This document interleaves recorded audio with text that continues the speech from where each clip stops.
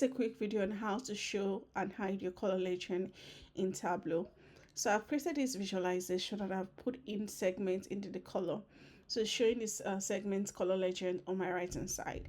So to hide this, I'll click on this arrow and click on hide. And there is hidden, but how do I reveal it on the sheet?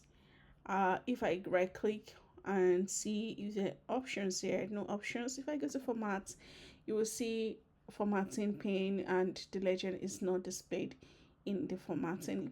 If I decide to go to the sheet menu at the top and go to worksheet, listed in the menu is the show title, caption, show summary, show cards. I do not have show legend in there. I may decide to go to format.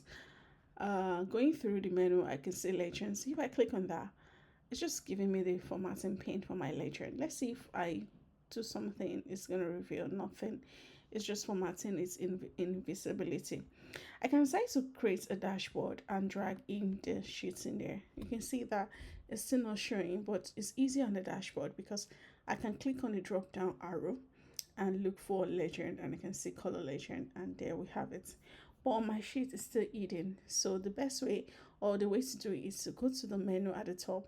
Beside the presentation icon, you will see this sheet icon here.